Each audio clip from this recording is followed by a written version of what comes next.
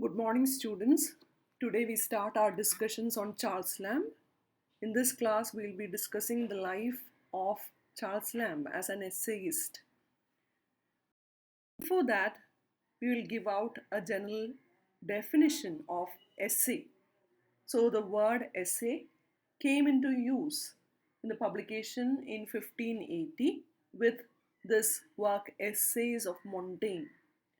And in that, essay is described as the first to say as an author what he felt as a man. And in the definition itself, you will understand the chief characteristic of the essay. It is its personal approach to the subject, the inclusion of personal element into the subject. And it is this personal element which differentiate the essays of Montaigne from that of Francis Bacon. As you know, Montaigne's essay made them, it was more acceptable to the reader than the essays of Bacon, because Bacon's essays were notes on things outside himself. He talks about studies, he talk about reading. It is the subject outside himself, whereas Montaigne gives us himself, a piece of the author himself. And the only legitimate aim of the essay is to give out pleasure. It is something like leisurely reading. It is very free, spontaneous reaction of the author to a certain subject, and it somewhat resembles the idea of the true lyric. And the mood can differ. It can be grave, it can be serious, it can be happy, imaginative, soberly, nostalgic, or even hopeful. And here we see the author's response to a certain thing. It can be a disaster, it can be a social custom, he can talk about a daily habit, he can even talk about a singing bird, etc. And here we see that there is no forcing of a certain point of view. There is nothing like arguments there. It is not a kind of a direct preaching. There is nothing like a moralizing attitude from the part of the author. It is like the lyric, it is some kind of a literature of self expression. So, the true essay is very much subjective. Now we move to the biographical sketch of Charles Lamb. Charles Lamb, as you know, he is famous under his pseudonym Elia, and he was born in London in February 1775. He was the youngest of a large family of whom only two other children lived to grow up. One was John, as you see in Dream Children, and the other one was Mary, his own sister. And he describes his early life in all other essays, such as My Relations, Macrae in Hertfordshire. So, S4 UG batch has to learn this essay, Dream Children, while S1 PG has to learn this essay, Macrae End in Hertfordshire, and other two essays. And he received his schooling at Christ Hospital from 1782 to 89, and here he began his friendship with Coleridge. And he described his school life in these essays like Recollections of Christ Hospital and 5 and 30 years ago. And his father, John Lamb, he was a clerk, he was called a servant companion to an MP, Member of Parliament. And it is said that Charles Lamb inherited all these literary inclinations, all these humor, which we see in his works from his father. He spent his early years in London as well as in Hertfordshire. Hertfordshire is actually his mother's place. Mother's family lived there. You get a detailed description of this place in this essay titled Macrae End in Hertfordshire. And later, after schooling, he got a job in London merchant's office. And in 1791, he was appointed to a clerkship in the South Sea House. In 1792, he was transferred to East India House, where he served for around 33 years. And there is not much known about his life during this period of 1792 to 1795. And at the end of 1795, for a short period of time, he became mentally disturbed and he was confined to a lunatic asylum.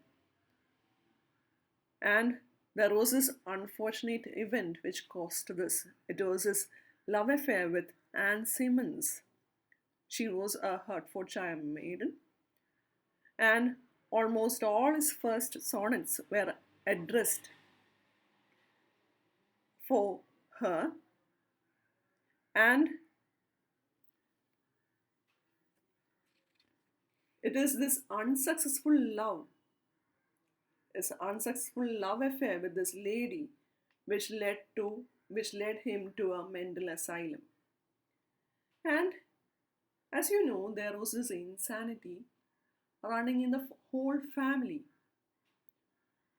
Lamb actually spent the last 6 weeks of this year 1795 in a madhouse at Hoxton, and it was in 1796 another tragedy hit his house. That was his sister Mary, who was actually she was also showing some symptoms of madness, and one day she picked up a knife in a fit of insanity and stabbed their mother, to death.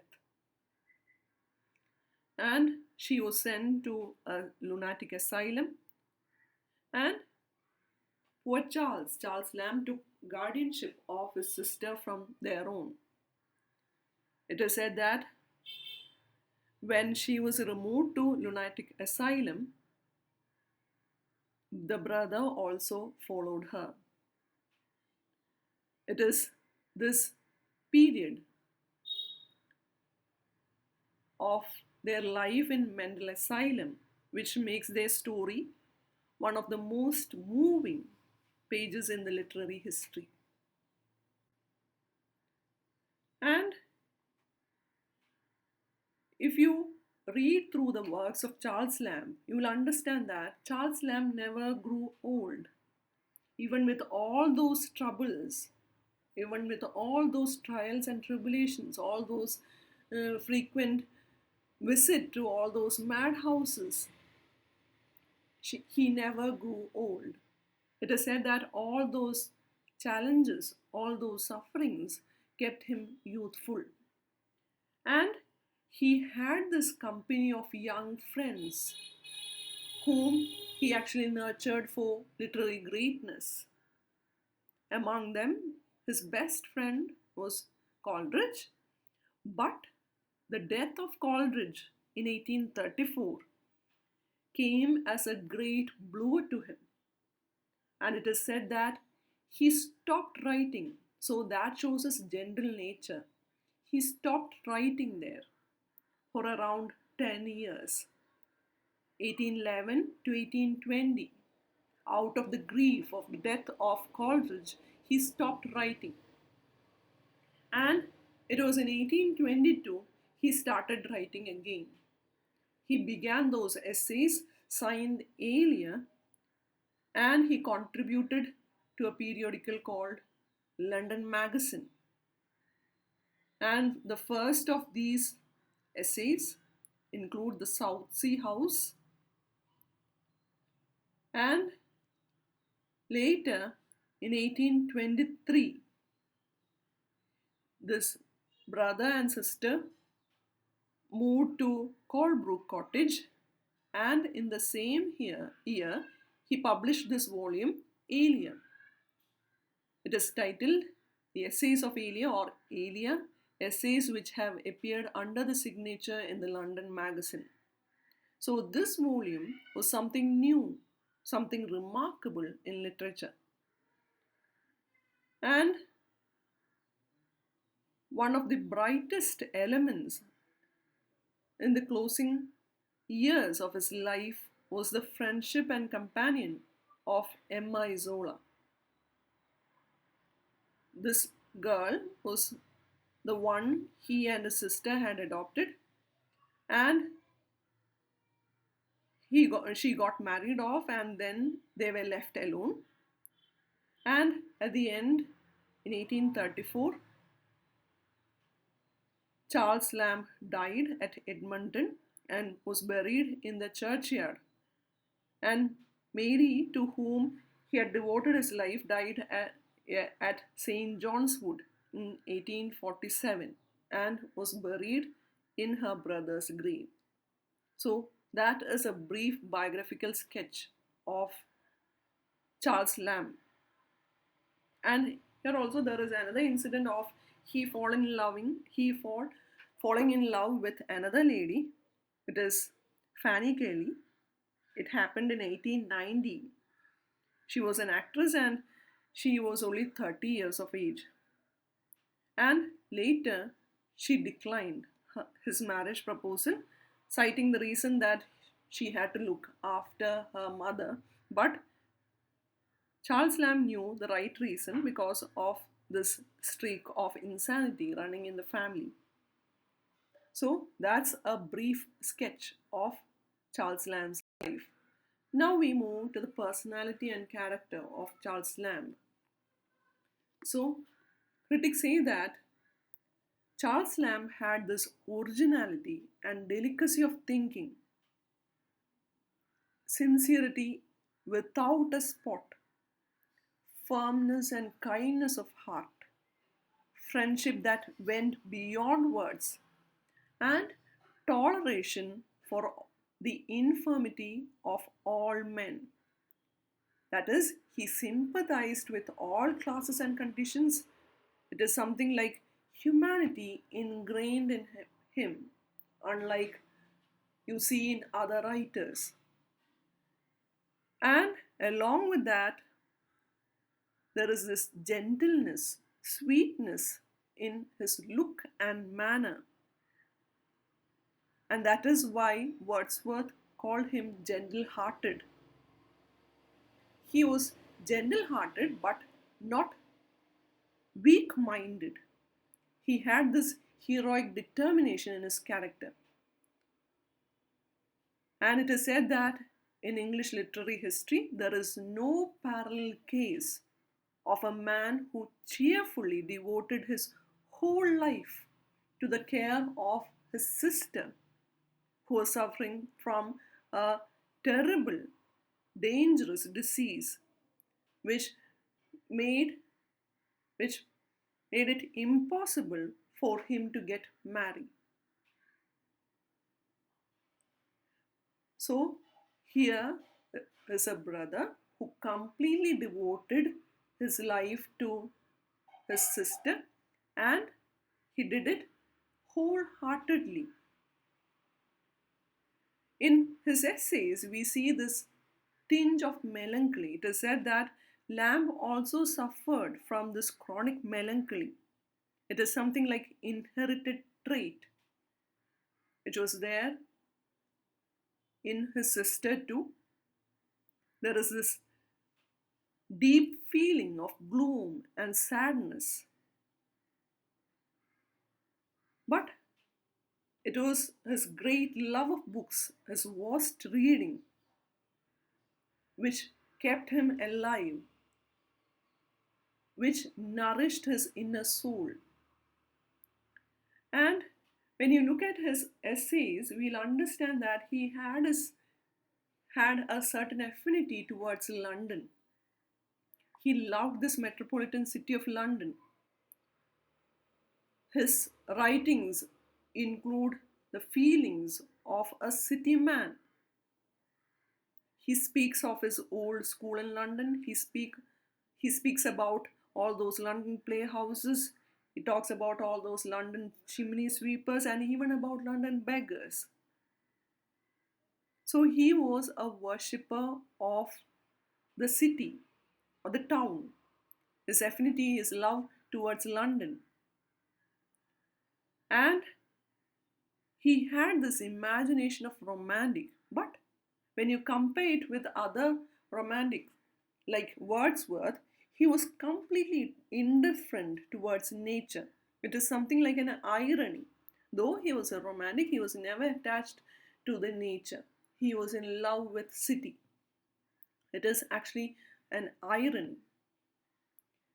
And when you talk about his interest in politics, he never felt any interest in politics.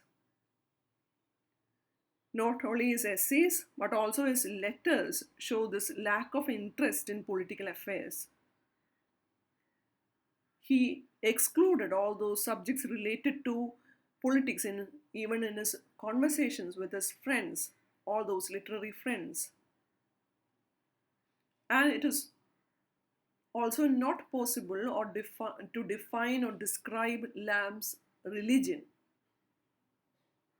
His essays have this general mood of resignation rather than of hope.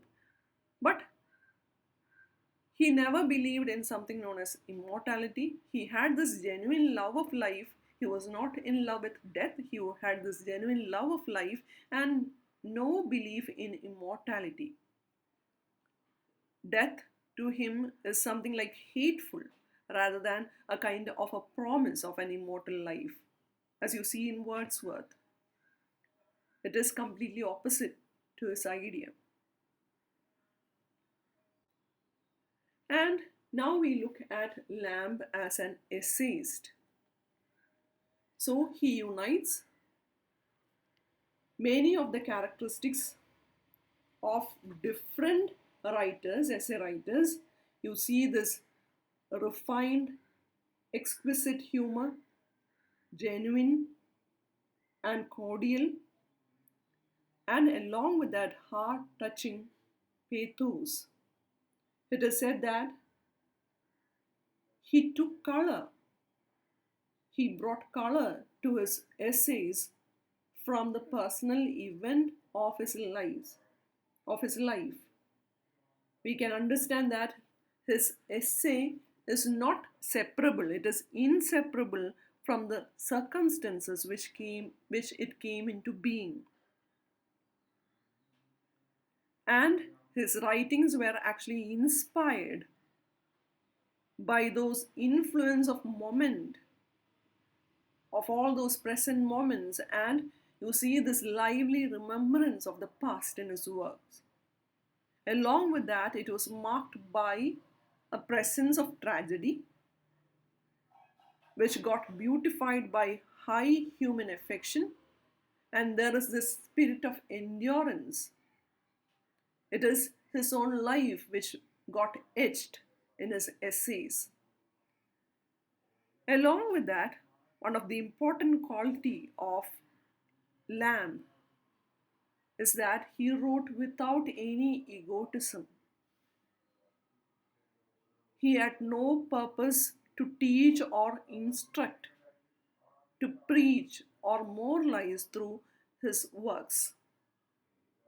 And the most prevailing intellectual quality of his style is the use of humor.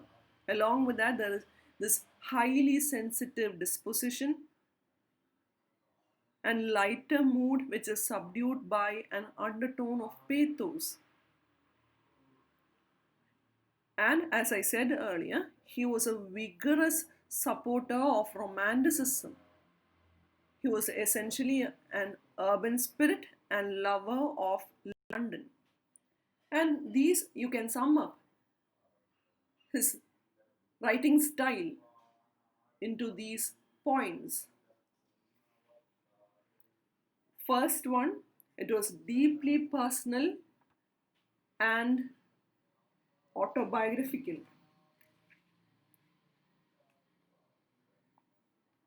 He uses the essays his essays as a means of self revelation. He first of all takes the readers into confidence and speaks about himself without any reservations. He talks about his likes, about his dislikes, his preferences, his aversions, his taste, his temperament, his nature, and you see his meditations, his reflections, his reactions, and so on. So, Lamb in his essays he was speaking for himself. And the second most striking feature of his essays, it is the use of wit and humor. He had this large resource of wit and humor, and his humor shows itself in various forms, various guises. He is a man who is capable of making fun of himself as well as of others. He used mild humor, gentle humor, boisterous humor, pungent humor, biting humor, ironical humor, satirical humor, etc. And all these are found in plenty in his essays. And the chief quality here is these humor, his wit and humor, they were never cruel or malicious or cynical, as you see in the works of Alexander Pope, Dryden. It never meant to assassinate another person, it was never cruel. As you see in the satirical works of Dryden, Pope, here his humor is never cynical or morbid. And as you go through this essay, a dissertation upon roast pig, you will understand that. And the next feature, the next main ingredient in the essays of Lamb, it is pathos. And the most striking feature is that in all his essays, this pathos and humor, they are closely allied. It is something like the opposites, but you see it together in the works of Charles Lamb. It has been seen that Lamb's humor was largely the effect of a healthy protest against the melancholy he sees in the world. And it is said that he laughed to save himself from weeping. Though he couldn't prevent his mind from falling sad at all those darkest moments in his life, there is this notes of sadness in his essays. He wanted to laugh. He wanted to bring laughter in his readers. So that is actually a strange combination, the combination of pathos and humor. And that is what which makes the essays of Charles Lamb striking, something poetic is what you see in these elements. So here we end the discussions on the life and works of Charles Lamb. In the next class, we will continue with the essays and we will look into the author in detail by discussing these essays. So, thank you, girls. Have a nice day.